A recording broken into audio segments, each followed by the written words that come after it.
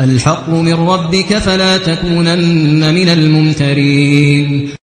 بسم الله الرحمن الرحيم. الحمد لله رب العالمين، والصلاة والسلام على سيد المرسلين وعلى آله وصحبه أجمعين. السلام عليكم ورحمة الله وبركاته. ليتي أفيو كولون بيري adúpẹ́ lọ sí ọ̀dọ̀ Ọlọ́run ọba tí ó ṣẹ̀dá wa tó fi wá mọ́nà tí ó fi wá ńlẹ̀ lásán. ìkẹ́ Ọlọ́run náà àti ọlá rẹ̀ kó lọ bá òjíṣẹ́ rẹ̀ Muhammad, ẹni tí Ọlọ́run rán níṣẹ́ tó fi mímọ̀ fi rán, ó fẹ̀sìn ó fi rán, ó fi bá àti ń tọ́yàn bá àti ń tọ́ ayé Ọlọ́run fi rán. ìkẹ́ Ọlọ́run yìí Ọlọ́run jẹ́ ọlọ́ba gbogbo àwọn ẹni tí wọ́n bá lọ gbà tí wọ́n gbà fún, àti gbogbo àwa náà tá a gbọ́n pa òjíṣẹ́ Ọlọ́run sallallahu alaihi wasallam àti iṣẹ́ Ọlọ́run tó mú wá táwa náà gbà. ìkẹ́ Ọlọ́run àti àánú Ọlọ́run kó máa bẹ pẹ̀lú wa. a dá ọpẹ́ púpọ̀ fún Ọlọ́run ní ọpẹ́ tí ò lóǹkà, nítorí pé tá a bá bójú wo oore tọ́lọ́run ṣe fún wa, oore tí ó pọ̀ ni. nínú ẹ̀ èmi àti ẹ̀yin tí ẹ ń wò mí, mo rò pé ńgbà tí a bá wo ibi tí Ramadan dé lónìí, a rí pé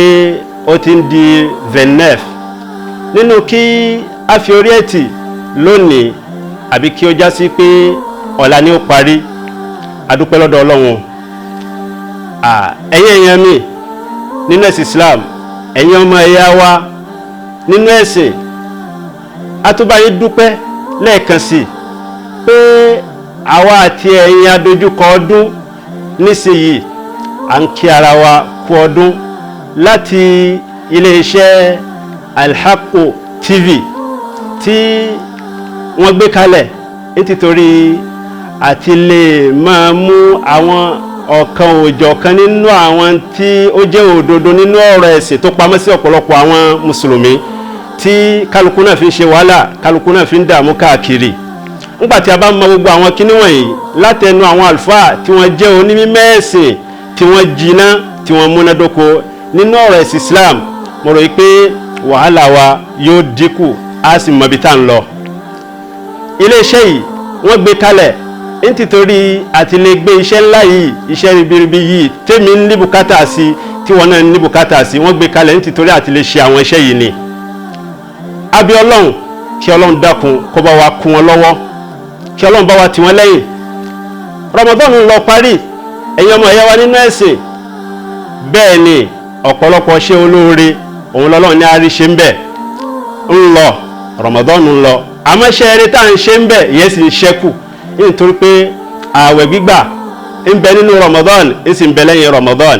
sàrà tá a ṣe nínú Ramadan ń bẹ lẹ́yìn Ramadan náà. gbogbo àwọn iṣẹ́ olóore à ń ka Al-Qur'an, kì í ṣe nínú Ramadan nìkan láti ń ka Al-Qur'an.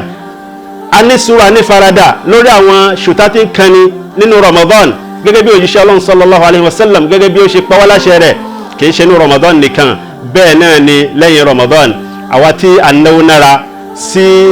àwọn ibi tí wọ́n ti nídìí owó láti fi jíṣẹ́ Ọlọ́run, bí irú àwọn ilé ibi tí wọ́n ti sọ̀rọ̀ Ọlọ́run ní amóhùnmáwòrán, bẹ́ẹ̀ náà ni ilé rádíò, gbogbo àwa tí a ń sanwó sí irú àwọn ẹbẹ̀ nínú Ramadan torí kí àwọn ọmọ ìyá wa nínú ẹ̀sìn kí wọ́n lè ní àgbọ́yé ẹ̀sìn. bẹ́ẹ̀ náà ni lẹ́yìn Ramadan àwọn iṣẹ́ yìí ó tún ṣẹ́kù. ẹ jẹ́ á gbìyànjú kí ó já sí wípé iṣẹ́ eré náà ni a tún fi gbẹ̀yìn iṣẹ́ eré èyí tá a ṣe. ẹ rí i pé Ànábì sallallahu alaihi wasallam ó sọ fún wa nínú ọ̀rọ̀ rẹ̀, ó ní man sama Ramadan thumma atba'ahu sittan min Shawwal kana kaman sama ad-dahr. òjíṣẹ́ Ọlọ́run ní ẹni tí ó bá gbààwẹ̀ Ramadan ó tún wá gba mẹ́fà fi kún fi tẹ̀lé ẹ̀ nínú oṣù Shawwal, Ọlọ́run ó kọ àkọọ́lẹ̀ ẹni tí ó fi odidi ọdún kan tí ó fi gba àwẹ̀ ni, òun ni Ọlọ́run yóò kọ fún. nítorí eléyìí ọmọ ìyá wa nínú ẹ̀sìn, ẹ jẹ́ á gbìyànjú ká tẹ̀síwájú nínú àwọn iṣẹ́ eré tá a ti ń ṣe nínú Ramadan. iléeṣẹ́ tí a ń bẹ tá a ti ń sọ̀rọ̀ yìí, iléeṣẹ́ yìí iléeṣẹ́ tí ó pàtàkì ni fún èmi àti ìwọ. ìdí eléyìí bá a bá fẹ́ ṣe iṣẹ́ nínú ẹ̀sìn, nǹkan ní ṣáájú o, ẹni tí ń ṣáájú òun ni àníyàn. nítorí pé gbogbo iṣẹ́ tá à ń ṣe nínú ẹ̀sìn yìí ó lè jẹ́ iṣẹ́ kékeré tẹ́yàn ṣe yóò Ọlọ́run sọ di púpọ̀ látara àníyàn ni o. Bẹ́ẹ̀ sì ni ẹ̀yin lè ṣe iṣẹ́ tó pọ̀ gan nínú ẹ̀sìn tí iṣẹ́ yìí yóò padà máa di nǹkan kékeré lọ́dọ̀ Ọlọ́run látara àníyàn wa ni o. Ìdí eléyìí ló fi jẹ́ pé ẹni tí iléeṣẹ́ pàtàkì yìí tí wọ́n fẹ́ ká fi bẹ̀rẹ̀ nínú ìdánilẹ́kọ̀ọ́ títòní òun ni ẹni tí ó jẹ mọ́ pàtàkì àníyàn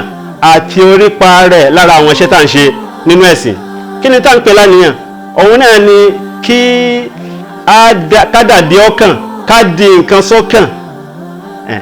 Èyí òun jẹ́ nínú nǹkan ẹni tí ń jẹ́ àníyàn nìyẹn, ó lè jẹ́ nínú ọ̀rọ̀ ẹ̀sìn, ó lè jẹ́ nínú ọ̀rọ̀ ayé. Ní tá à ń pè láníyàn nìyẹn. Ìdí eléyìí ó mú wa mọ̀ dájú pé o àníyàn inú ọkàn òun ní ń bẹ. Ọkàn ni ààyè àníyàn, kò dìgbà tí a bá fi ẹnu sọ. Mo rò pé ńgbà tí wọn náà bá fẹ́ ṣe nǹkan,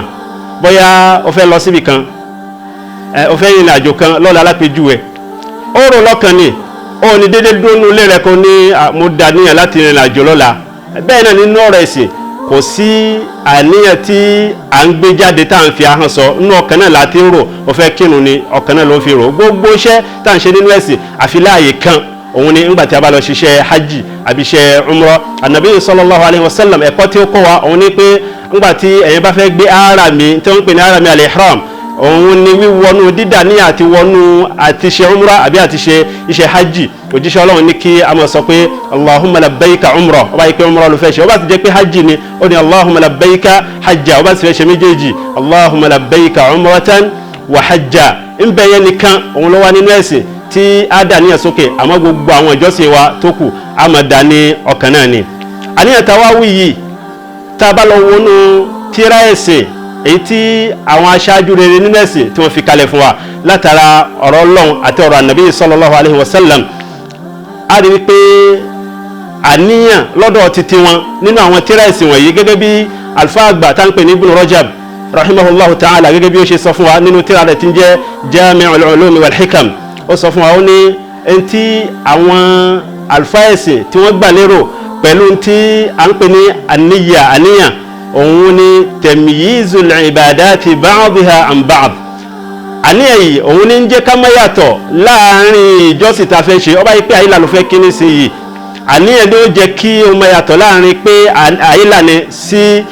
láàrin àyílà àti àlásàrì. Ó dá láníyàn lọ́kàn pé àyílà ló fẹ́ kí, a jẹ́ pé àníyàn òun la fi ń dá àwọn ìjọsìn tá a bá fẹ́ ṣe la fi ń dá mọ̀ yàtọ̀ síra wọn. Bẹ́ẹ̀ tún ni àníyàn yìí òun la fi mọ ìjọsìn yàtọ̀ sí tó yẹ pé kìí ṣe ìjọsìn ni. Ẹni tí ń kírun, tí ń tẹ̀, tí ń foríbalẹ̀ fún Ọlọ́run tó dá ní pé òun jọ́sìn fún Ọlọ́run ni yóò gbalada pé ń kírun ni. Ó ti yàtọ̀ sẹ́ni tí ń tẹ̀ tó bẹ̀rẹ̀ nítorí pé ń ṣe sípọ̀, ó ti yàtọ̀ síra wọn. A jẹ́ pé àníyàn òun ni ó jẹ́ ká má yàtọ̀ láàrin tí ń jẹ́ ìjọsìn àti tí ó yẹ pé nǹkan àládà wa ni ní ilé ayé. Ànábì sallallahu alaihi wasallam sọ fún wa nínú ọ̀rọ̀ rẹ̀ ó ní innamal a'malu binniyat, gẹ́gẹ́ bí ṣe ń bẹ nínú hadithi Umar ibn al-Khattab radiyallahu anhu. Òjíṣẹ́ Ọlọ́run ní gbogbo iṣẹ́ tá à ń ṣe pátápátá àníyàn la fi ń dá mọ̀, àníyàn la fi ń dá àwọn iṣẹ́ wa mọ̀, gbogbo iṣẹ́ pátápátá nínú ẹ̀sìn Islam. Hadithi tó wá láti ọ̀dọ̀ Ànábì sallallahu alaihi wasallam, al-Imam Shafi'i rahimahullahu ta'ala ó sọ fún wa, ó ní hadithi yìí tí Ànábì sọ ó kó ìdá mẹ́ta nínú gbogbo tí ń jẹ́ mímọ̀ nínú ọ̀rọ̀ ẹ̀sìn. Nítorí kíni ó ní li'annahu yadkhulu 70 baban min abwab al-fiqh. Ó nígbà tí a bá jojú sí àwọn tírà fiqh, àwọn tírà tí wọ́n fi sọ́n pa ọ̀rọ̀ ẹ̀sìn Islam, bóyá tí ó jẹmọ́ ọ̀run zaka, hajj lílọ àti gbogbo àwọn tí ó jọmọ́ bẹ́ẹ̀ gẹ́gẹ́ bí abura ni, gbogbo àwọn kíní wọ̀nyí léyìí tí ó tó sondis nínú àwọn káṣílẹ̀kùn káwọlé sí inú ọ̀kan nínú àwọn tó jẹ́ nǹkan ìjọsìn. Ó ní ó kó sondis nínú ẹ̀. Ìtumọ̀ ẹni wípé tá a bá wá bí sondis nínú àwọn tó jẹmọ́ ọ̀rọ̀ ẹ̀sìn,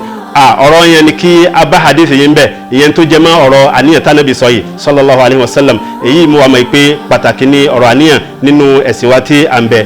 Tá a bá wá bọ́ sí abala àníyàn nínú ọ̀rọ̀ ànàbí sallallahu alaihi wasallam àti ọ̀rọ̀ àwọn ẹni tí wọ́n jẹ́ aṣáájú ẹ̀sìn, èyí tó pọ̀ jù ń bẹ, àníyàn tí ń bẹ nínú ọ̀rọ̀ wọn ń tọ́ka sí àbí ń sọ ń pa tí ó jẹ mọ́ ìní ìṣàfọ̀mọ́ iṣẹ́ fún Ọlọ́run. Gbogbo iṣẹ́ tẹ́yìn bá fẹ́ ṣe kẹ́yìn ó ṣe nítorí Ọlọ́run. ìyẹn ni tí ó wájú nínú ọ̀rọ̀ ànàbí sallallahu alaihi wasallam, ìyẹn náà ló wájú nínú ọ̀rọ̀ gbogbo àwọn tí wọ́n jẹ́ aṣáájú ẹ̀sìn. ìdí eléyìí ló jẹ́ pé n tí wọ́n gbà lérò pẹ̀lú àníyàn lọ́hùn òun ni tamyizul maqsud bil amal, ká mọ talẹ́ni tí a gbà lérò pẹ̀lú iṣẹ́ yẹn gẹ́gẹ́. iṣẹ́ tó fẹ́ ṣe talẹ́ni tó gbà lérò ṣé Ọlọ́run ni ló fẹ́ ṣe nítorí ẹ̀ ni, àbí ó gba nǹkan míì lérò pẹ̀lú iṣẹ́ tó fẹ́ ṣe yẹn, àbí ó gba Ọlọ́run lérò ìtorí Ọlọ́run ló ṣe fẹ́ ṣe àmọ́ ó tún fi nǹkan míì ó tún fẹ́ lómi kún fún iṣẹ́ tó fẹ́ ṣe yìí lára àníyàn rẹ̀ tí ó dà. èèyàn ni tí àníyàn nínú ọ̀rọ̀ ànàbí sallallahu alaihi wasallam ìyẹn ni tí ń rán jù, bẹ́ẹ̀ náà ni nínú ọ̀rọ̀ púpọ̀ nínú àwọn ẹni tí wọ́n jẹ́ aṣáájú nínú ẹ̀sìn wa. eléyìí ni tá a mọ̀ sí al-ikhlas, ikhlasul amal lillahi azza wa jal, kẹ́yìn ó ṣe àfọ̀mọ́ iṣẹ́ gbogbo iṣẹ́ tẹ́yìn bá fẹ́ ṣe tó bá jẹ́ ìjọsìn kẹ́yìn ṣe àfọ̀mọ́ ẹ̀ fún Ọlọ́run nìkan. tó mọ̀ kẹ́yìn ó ṣe àfọ̀mọ́ rẹ̀ òun ni wípé kó o ṣe nítorí Ọlọ́run nìkan, kó o má gba nǹkan mi lérò, kó o má dà ní ẹlòmíì mọ́, kó o sì má dà ní nǹkan mi gẹ́gẹ́ bí àwọn nǹkan afẹ́ ayé. irọ́ ọmọ ìyá mi nínú ẹ̀sìn Islam lọ mọ̀ dájú wípé o iṣẹ́ rẹ tó ń ṣe pátá yóò da àbí kò ní da ń bẹ lára àníyàn tó bá dà o, lára àníyàn rẹ ni. ǹjẹ́ wọn náà rí pé al-ikhlas táwí yìí ìyẹn ni ìṣàfọ̀mọ́ iṣẹ́ fún Ọlọ́run, ìkan nínú àwọn májẹ̀mú méjì tí ó já sí pé bá a bá rí Ọlọ́run ò ní gbaṣẹ́ èèyàn, gẹ́gẹ́ bí Ọlọ́run ṣe sọ nínú al-Qur'an pé wa ma umiru illa liya'budullaha mukhlisina lahud-din hunafa. Ọlọ́run ní àpá wọn láṣẹ yàtọ̀ sí pé kí wọ́n jọ́sìn fún Ọlọ́run lẹ́ni tí ó sì ṣe àfọ̀mọ́ ìjọsìn yẹn, kí wọ́n má yà, kí wọ́n má kó sínú ẹbọ, kí wọ́n ṣe ìjọsìn yẹn ní títọ́ Ọlọ́run nìkan, kí wọ́n dà níyàn, kí wọ́n gba èrò títọ́ Ọlọ́run nìkan pẹ̀lú iṣẹ́ tí wọ́n fẹ́ ṣe yẹn, pẹ̀lú ìjọsìn tí wọ́n fẹ́ ṣe. nítorí pé àníyàn pàtàkì, ìtorí ẹ̀ ni ó ṣe já sí pé ó jẹ́ kan nínú àwọn májẹ̀mú méjì tá a fi ń gba iṣẹ́. èyí tí ó jẹ́ ìkejì nínú àwọn májẹ̀mú yẹn òun ni mutaba'atun nabiyyi sallallahu alaihi wasallam. iṣẹ́ tó bá fẹ́ ṣe o kó o fi tẹ̀lé òjíṣẹ́ Ọlọ́run, iṣẹ́ tí ànábì mú wá fún wa nínú ẹ̀sìn òun náà ni kó o fi jọ́sìn fún Ọlọ́run. tó bá fi nǹkan míì tí òjíṣẹ́ Ọlọ́run ò mú wá fún wa wá fi jọ́sìn fún Ọlọ́run, Ọlọ́run ò ní gbà ní ọ̀dọ̀ rẹ̀ gẹ́gẹ́ bí òjíṣẹ́ Ọlọ́run sallallahu alaihi wasallam gẹ́gẹ́ bí ó ṣe sọ fún wa. nínú àwọn orípa tí wọ́n ń bẹ fún àníyàn nínú iṣẹ́ tá à ń ṣe, alákọ̀ọ́kọ́ ń bẹ òun ni pé àníyàn ní dídá àníyàn rẹ ó lè sọ ohun tá a fi ń tẹ̀lé Ọlọ́run, tá a fi ń súnmọ́ Ọlọ́run, ó mà lè sọ dẹ̀ṣẹ̀. àníyàn tó bá dà ó lè sọ iṣẹ́ tó ṣe tó yẹ pé ìjọsìn ní tá a fi ń wájú rí Ọlọ́run ni, ó lè sọ dẹ̀ṣẹ̀ wájú Ọlọ́run. ó lè jẹ́ ìrun ló kí,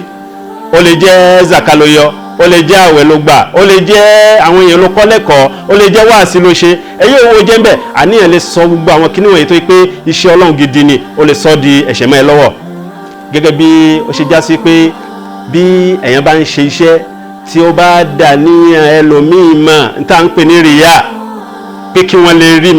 rí mi pé mò ń ṣe, àbí kó tó máa sọ iṣẹ́ tí ń ṣe kó máa tó sọ fáwọn èèyàn nítorí kí wọ́n lè mọ̀ pé ó ṣe bẹ́ẹ̀. irú eléyìí ń sọ iṣẹ́ eré téèyàn bá ṣe, ìjọsìn téèyàn bá ṣe ń sọ di ẹ̀ṣẹ̀ mẹ́yàn lọ́wọ́ ni. nítorí pé wá nínú hadith anabi sallallahu alaihi wasallam tí òjíṣẹ́ Ọlọ́run ní wa man kanat hijratuhu ila dunya yusibuha aw imra'atin yankihuha fa hijratuhu ila ma hajara ilayhi. hijira ṣíṣe kíkó ní ìlú ibi tí wọ́n ti jẹ́ àjọsìn fún Ọlọ́run lọ síbi tí a máa jọ́sìn fún Ọlọ́run pẹ̀lú fọkànbalẹ̀. inú iṣẹ́ tá a fi ń jọ́sìn fún tí a ń fi súnmọ́ Ọlọ́run ni tí òjíṣẹ́ Ọlọ́run ṣe sallallahu alaihi wasallam. òjíṣẹ́ Ọlọ́run wá sọ fún wa pé ẹni tó bá ṣerú ẹ̀ òun ṣe nítorí ayé, bóyá nítorí pé ọjà kan ní bẹ́ńbí náà ló ṣe lọ bẹ̀, kì í ṣe nítorí ẹ̀sìn, pẹ̀lú pé kò ráyè ṣẹ̀sìn nílùú ẹ̀ àmọ́ kò kúrò ń bẹ̀ nítorí yẹn, ó lọ síbi tó lọ yín títorí ọjà ni, kì í ṣe nítorí ẹ̀sìn lòun ṣe hijira, àmọ́ lẹ́mìí ẹ̀ ní pé òun ṣe hijira náà ni, àmọ́ kì í ṣe nítorí hijira gẹ́gẹ́ nítorí àti súnmọ́ Ọlọ́run ló ṣe kíní yìí, àbí títorí obìnrin kan ló ṣe lọ síbẹ̀ pé tí n bá débẹ̀ nísìnyìí kò ní lè bọ́ sí lè rí fẹ́ ló ṣe lọ sílùú yẹn. irú ẹni bẹ́ẹ̀ hijira tó ṣe yẹn ó ti kúrò ní hijira tá a fi ń jọ́sìn fún Ọlọ́run, ó ti ẹni tí ó dára nìyẹn yẹn tìyẹn náà ni ó mọ̀ jẹ́ ìtumọ̀ ẹni pé Ọlọ́run ò ní gbà ní ọ̀dọ̀ rẹ̀, kò ní gbà lẹ́sìn, ó ti di ẹ̀ṣẹ̀ mọ́ lọ́wọ́. anabi sallallahu alaihi wasallam wà nínú hadith rẹ̀ tí ó sọ fún wa pé akhwafu ma akhafu alaykum ash-shirku al-asghar. ó ní tí mo fi ń bẹ̀rù rẹ̀ lẹ́yìn lórí jù ẹ̀yin ìjọ mi òun ní tá a pè ní ẹbọ kékeré òun mo fi ń bẹ̀rù jù.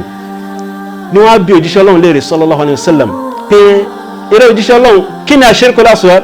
kí là ń pè lẹ́bọ kékeré? sọ fún wọn ní àríyá, òun ní kí wọ́n lè rí mi kó máa ṣe jọ́sìn fún Ọlọ́run kọ́ wá jẹ́ pé àníyàn rẹ ní pé nítorí kí wọ́n lè rí mi pé mò ń ṣe. èyí tí ń túmọ̀ hadith yìí òun ní ọ̀rọ̀ míì tí òjíṣẹ́ Ọlọ́run sallallahu alaihi wasallam tí ó sọ fún wa ń parẹ́ ó ní ala ukhbirukum bima huwa akhwafu alaykum indi ṣé lè jẹ́ kí n fún yín nírò ẹni tí ń bà mí lẹ́rù jù lẹ́yìn lórí sọ bẹ́ẹ̀ fún àwọn sọ̀hábà rẹ̀. ó bà mí lẹ́rù kódà ju ń tà pé ní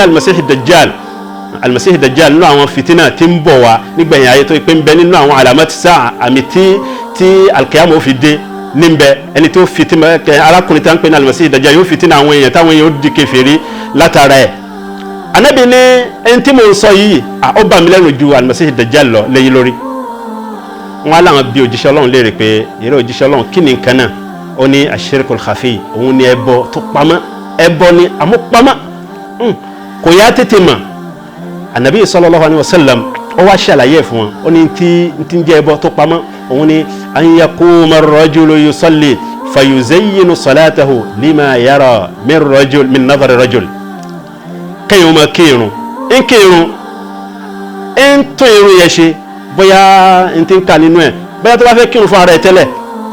tí bá ń bẹ ní kọ̀rọ̀ yàrá ẹ̀ yóò kàn ka ọba ka fati àtẹ yóò ka iná àtẹ iná àmọ́ nígbà tí ń bẹ wájú àwọn èèyàn tó sì jẹ́ pé bóyá nù irun magiribi àbí irun fajiri àsùbá àbí ìṣá ni ó lọ wá sóra tó gùn dáadáa ní ká tí ń dùn ohun dáadáa àníyàn kìí ṣe nítorí Ọlọ́run ń dùn ohun ní tìtorí àwọn tí wọ́n ń wò àwọn tí wọ́n ń bẹ́ńbẹ́ ni. irú ẹni bẹ́ẹ̀ tí ń ka sóra tó gùn nínú irun ní tìtorí àwọn tí ń bẹ́ńbẹ́ tí wọ́n ń wò irú ẹni bẹ́ẹ̀ ń ti ń ba iṣẹ́ rẹ̀ jẹ́. Eléyìí ni òjíṣẹ́ Ọlọ́run sallallahu alaihi wasallam ní pè ní ń tí a pè ní ẹbọ tí ó pamọ́ nítorí pé ń tó pamọ́ ni. tó gbà kan sí tábàlọ́ wọnú Sahih Imam al-Bukhari àti al-Imam Muslim a rí i pé Ànábì sallallahu alaihi wasallam gẹ́gẹ́ bí ṣe bẹ nínú hadith Abi Musa al-Ash'ari òjíṣẹ́ Ọlọ́run sọ fún wa pé gẹ́gẹ́ bí ó ṣe wá nínú ọ̀rọ̀ yìí pé lábọ́wọ́ oko kan ó wá bá òjíṣẹ́ Ọlọ́run sallallahu alaihi wasallam lónìí ìrẹ̀ òjíṣẹ́ Ọlọ́run ar-rajulu yuqatilu lil-maghnam èyàn ń jagun sójú ọ̀nà títọ́ Ọlọ́run àmọ́ nìyẹn ni wípé ń tá a fẹ́ kólógun yẹn òun gẹ́gẹ́ ló wà lẹ́mí ẹ̀ ń tí ń fẹ́ nìyẹn torí ẹ̀ ní fi ń ja ogun sí ojú ọ̀nà títọ́ Ọlọ́run. Ó ní ìyẹn bẹ́ẹ̀ bákan náà tó wà ar-rajulu yuqatilu lidh-dhikr ń jagun sójú ọ̀nà títọ́ Ọlọ́run àmọ́ ń ti torí ó kọ́ni kó lè lókọ́ lọ́dọ̀ àwọn èèyàn ni o torí ẹ̀ ní ṣe ń jagun sójú ọ̀nà títọ́ Ọlọ́run. Ó tún wá bí òjíṣẹ́ Ọlọ́run léèrè ó ní war-rajulu yuqatilu liyura makanu ẹni tí ń tún jà sí ojú ọ̀nà títọ́ Ọlọ́run ń ti torí kí wọ́n lè mọ ipò rẹ̀ fún pé eléyìí masha Allah àníyàn wọn ni ẹ ti wọ́n fi ń jà wọ́n ń bí òjíṣẹ́ Ọlọ́run léèrè sallallahu alaihi wasallam ó ní faman qatala fi sabilillah gbogbo àwọn tí mo kà wọ̀nyí talent tó jagun sójú ọ̀nà títọ́ Ọlọ́run tó tọ́ gbàtí òjíṣẹ́ Ọlọ́run fún lésì kí ni tó wí fún wọn ó ní man qatala litakuna kalimatullahi hiya al-ulya ẹni tí ó bá jagun nítorí kí gbólóhùn Ọlọ́run kó lè máa ní lọ síwájú kó lè máa lọ òkè nítorí kẹ́sì Ọlọ́run lè máa gbòòrò fahuwa fi sabilillah òun lẹ́ni tó jagun sí ojú ọ̀nà títọ́ Ọlọ́run. nínú hadith Abi Hurayrah radiyallahu anhu èyí tí ń bẹ nínú Sahih Muslim a rí i pé Ànábì sallallahu alayhi wa sallam ó sọ ọ̀rọ̀ kan fún wa hadith yìí hadith ńlá ni. òjíṣẹ́ Ọlọ́run sallallahu alayhi wa sallam ó ní inna awwala an-nas yuqda yawm al-qiyamati alayhi alákọ̀ọ́kọ́ ẹni tí Ọlọ́run kọ́ ṣe dájọ́ rẹ̀ ní al-qiyama òun ni rajulun istushhid fa utiya bihi fa arrafahu ni'ama òun lẹ́ni tó kú sójú ọ̀nà tí Ọlọ́run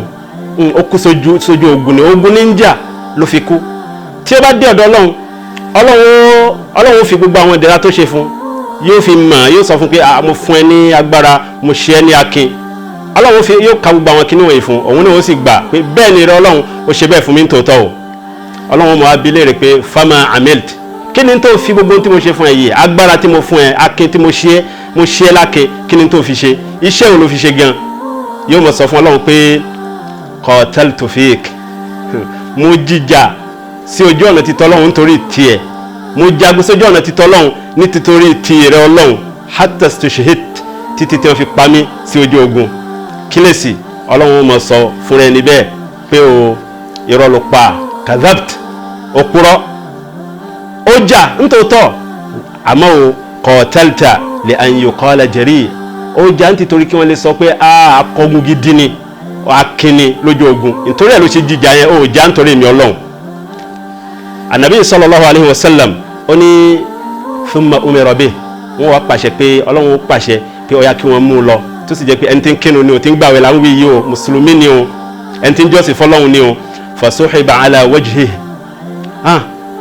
fasuhiba ala wajhihi hatta ulqiya fi an-nar wọ́n dojú ẹ̀ bolẹ̀ tí wọ́n wọ̀ ni ti fi lọ dénú náà òun bẹ́ẹ̀ ẹni tó jẹ́ tọ́lọ́run jagun sójú ọ̀nà ti tọ́lọ́run nìyẹn bẹ́ẹ̀ náà tún ní òjíṣẹ́ Ọlọ́run tó ń tẹ̀síwájú ó ní wa rajulun ta'allama al-ilma wa 'allama ẹni tó kọ́ mímọ̀ òun náà lọ kọ́ mímọ̀ al-Qur'an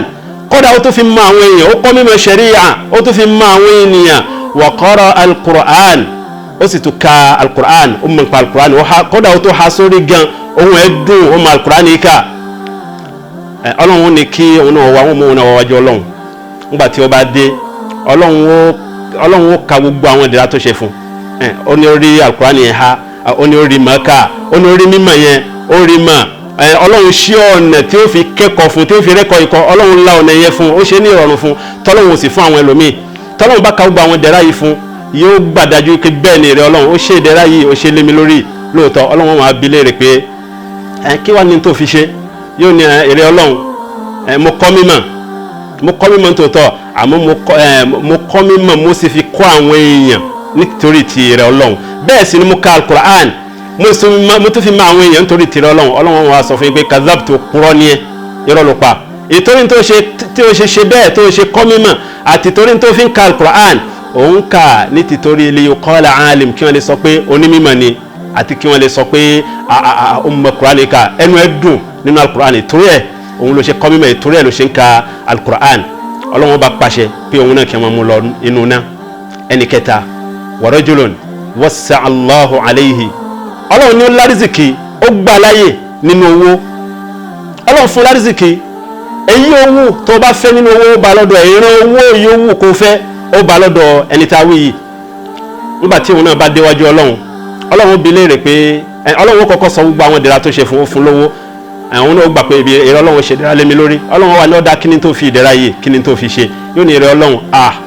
ìrẹ́ ọba mi ma taraktu min sabilin tuhibbu an yunfaqa fihi illa anfaqtu fihi lak mi ò fi ọ̀nà kan tí ìrẹ́ Ọlọ́run fẹ́ ká náwó sí láì náwó síbẹ̀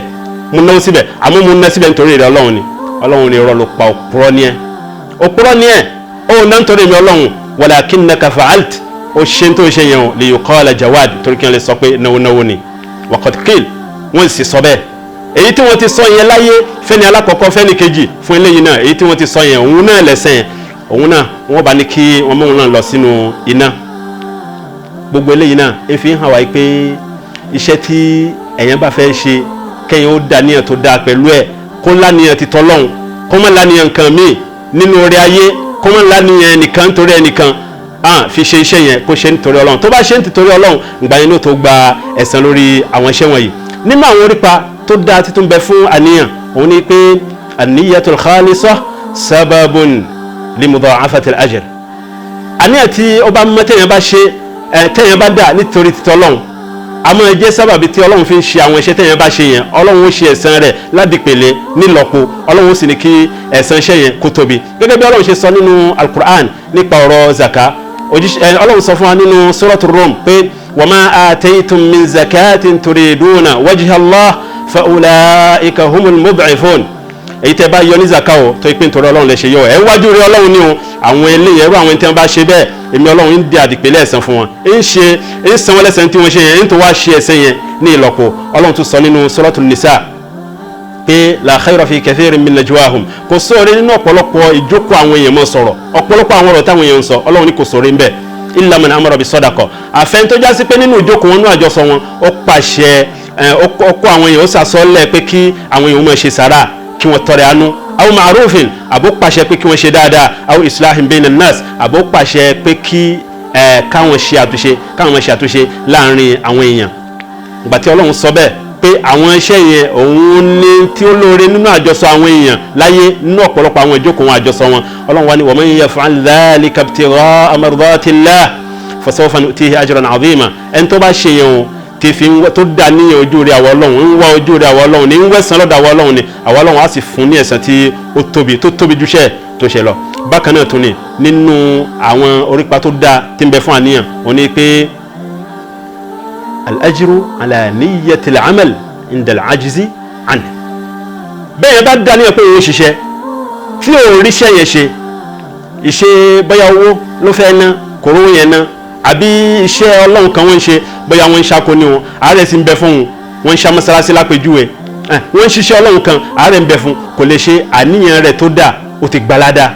látara pé ó dà níyàn nìkan. tábàlọ́ wọnú hadithi Abi Kabsha ìyọ́nà ọlọ́run kọlọ̀bá náà wọn sahaba nabi sallallahu alayhi wa sallam, ó gba hadithi yìí wá láti ọ̀dọ̀ òjíṣẹ́ ọlọ́run. nínú tí òjíṣẹ́ ọlọ́run sọ ń bẹ̀ òun ni pé wa abdin razaqahu Allahu ilman, òjíṣẹ́ ọlọ́run ní ẹrú kan tí ọlọ́run fún ní mímọ̀ walam yarzuqhu mala, mímọ̀ nìkan lọ́lọ́run fún, ọlọ́run ò fún lówó tí ó mọ̀ ná sí ojú ọ̀nà títọ́ ọlọ́run. òjíṣẹ́ ọlọ́run wá ní fahuwa sadiqun niyyah, táníyàn rẹ̀ sì dá, àníyàn ẹ̀ dá gan. yakul débi wípé àníyàn ẹ̀ dá débi wípé ń sọ báyìí lẹ́nu ẹ̀ pé law anna li malan, tó bá yẹ pé mi náà bá lówó ni la amiltu bi amali fulan, irú bí lágbájá bó ṣe lówó làkàṣègbè bó ṣe lówó yẹn tí ń na sọ́nà títọ́ ọlọ́run tí fi ń ṣe gudugudu méje yàyà mẹ́fà, èmi náà ó ṣerú ẹ̀ tí ń sọ bẹ́ẹ̀ fahuwa bi niyyati, tó ti jẹ́ pé ó láníyàn iṣẹ́ yẹn àmọ́ kò rí ṣe. Ànàbí sallallahu alayhi wa sallam ó ní fa ajruhuma sawa, ẹ̀san àwọn méjèèjì nǹkan kan náà ni, àníyàn nìkan ló dá o, kò lówó tí ó na àmọ́ dàníyàn pé tọ́lọ́run bá fún òun náà ó na sí ojú ọ̀nà títọ́ ọlọ́run, ọlọ́run ní kiri ọlọ́run fún ní ẹ̀san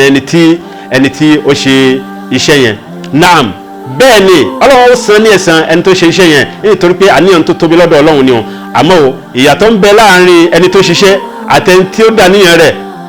tí ọlọ́run ò fún láǹfààní àti ṣe. Naam, ìyàtọ̀ ń bẹ ń bẹ.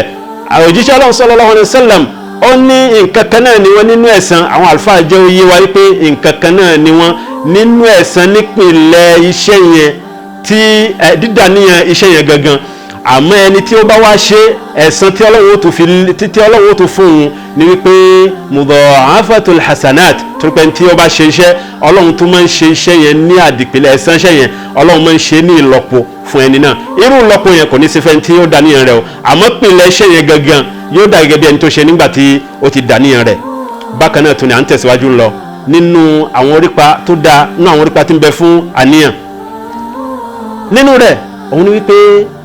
تعدد الأجر، يتعدد الأجر بتعدد النية في العمل الواحد. نعم، iṣẹ́ kan ṣo lẹ́yìn ó fẹ́ ṣe tó sì já sí pé yóò dá àníyàn tó pọ̀ lórí iṣẹ́ yẹn, gbogbo àníyàn tó dá yẹn náà ni ọlọ́run yóò fi san lẹ́san, yóò gbalada gbogbo àníyàn tó dá. ìwọ gba àpèjúwe lórí ìta sọ yìí, ẹni tí wọ́n mú sáásí lápèjúwe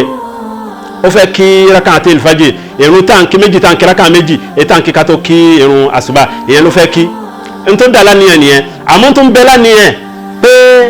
òun ṣàlọ́lá tán nísìnyí, òun fẹ́ gbalada pé òun kí rákàtí ti súnà àlùwùdù, súnà tí ń bẹ fún wùdù pé tẹ̀yìn bá ṣàlọ́lá tán kó kí ìrun, òun tó tún dá níyàn pé òun fẹ́ gbalada eléyẹn náà. kọ́dà gan kò fi mọ lórí ìyẹn, ó tún dá níyàn pé tẹ̀yìn bá wọnú mọ́sáàsì à ń kí táǹpẹ̀ ní tahiyatul masjid rákàtẹ́n, èyí tá à ń kí tá a fi ń kí mọ́sálásí tí òjíṣẹ́ ọlọ́run sallallahu alaihi wasallam tó fi lélẹ̀ fún wa, ó tún dá níyẹn léyẹn náà. gbogbo àníyàn tó dá yẹn lórí rákà méjì nìkan tó kí ọlọ́run fún lẹ́san lórí gbogbo ẹ̀ pátá bí ìgbà tí ó ṣe gbogbo ẹ̀ lọ́tọ̀ọ̀tọ̀ ni. bẹ́ẹ̀ ni ọ̀rọ̀ rẹ̀ yóò rí ajá sí pé àníyàn ẹni tí ó pàtàkì ni nínú iṣẹ́ ẹ̀dá ènìyàn. bákan náà tó ní ká tó fẹ́lẹ́ ìkún ẹ̀san ń bẹ fún yàn lórí tó ṣe pé kìí ṣe ìjọsìn ni, ní tá a fi ṣe ìjọsìn rárá nínú àwọn nǹkan aládàáni. mo rò pé a ti sọ ní ìbẹ̀rẹ̀ tẹ́lẹ̀ pé ìyàtọ̀ àníyàn ní fi yàtọ̀ sáàrin tó jẹ́ ẹ̀sìn àti tí ń jẹ́ aládà. nǹkan aládà ń gbà mí nàìyẹn lè ṣe tó sì gbẹ̀san lórí ẹ̀, ó gbalada lórí ẹ̀. ọ̀nà wo ni bó la ti ń ṣe yẹn? òun ni ńgbà tí o bá dá níyàn ti tọ́lọ́run sí, tó o bá dá níyàn pé ìjọsìn náà ló ti fẹ́ fi ṣe fún ọlọ́run, ó gbalada lórí ẹ̀. ká má kí ju ẹ wá irú ẹni tí ń jẹ, ẹni tó jẹun tó mú mi ti torí kí ó lè lágbára láti lè jọ́sìn fún ọlọ́run, bóyá ó fẹ́ kí irun ni o, bóyá ó fẹ́ lọ ṣiṣẹ́ ọlọ́run kan ni o. ìgbà tí ń jẹun yẹn ń dá níyàn pé ìrẹ́ ọlọ́run mo fẹ́ jẹ oúnjẹ yìí ní títorí kí n lè lágbára àti lè lọ ṣe ìjọ́sìn yìí fún ìrẹ́ ọlọ́run, kí n lè lọ ṣe iṣẹ́ olóore yìí, yóò gbalada lórí tó ṣe yẹn. ẹni tí ń sùn oorun ni o, ń sùn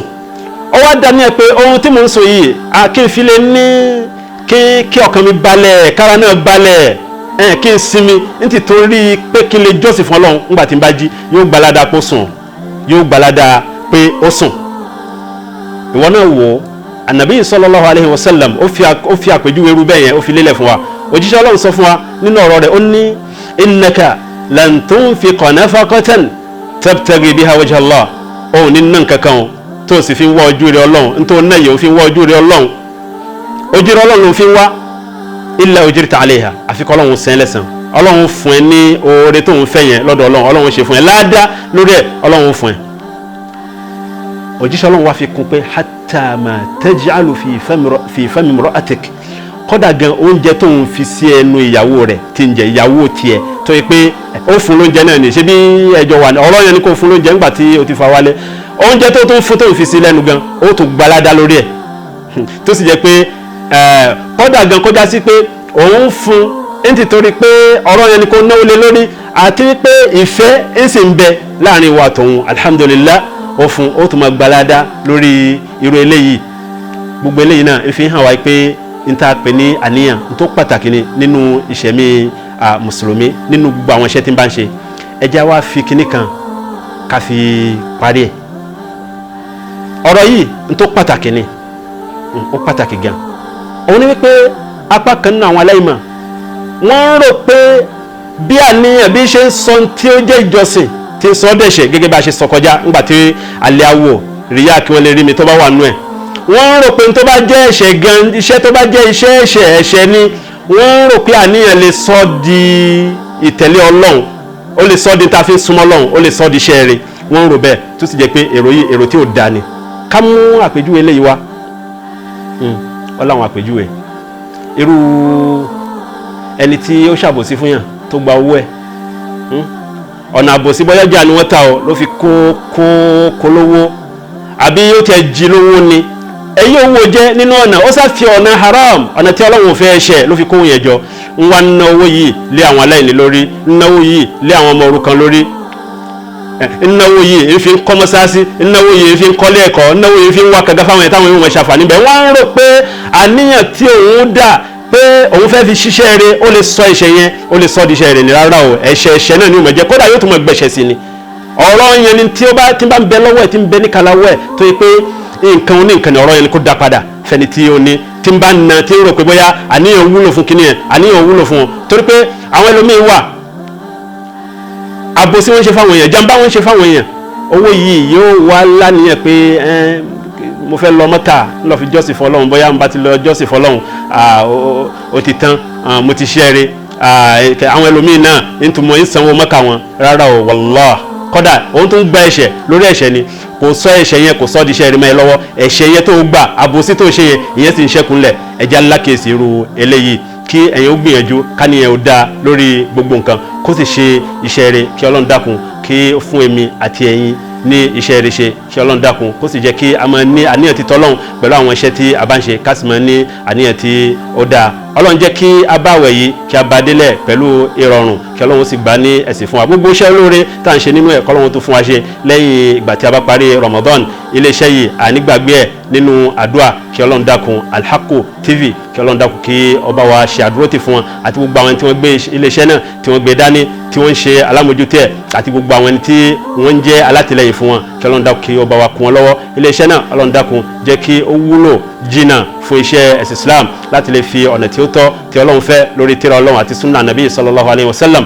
láti lè fi hàn àwọn èèyàn gbogbo wa náà ó àjọ jèrè láyé àti ní alkiyama. Aljanna ni Ọlọ́run fi ṣe àyè ibùgbé ẹnì kọ̀ọ̀kan wa. Wallahu ta'ala a'lam wa sallallahu wa sallam ala nabiyyina Muhammad wa ala alihi wa sahbihi ajma'in.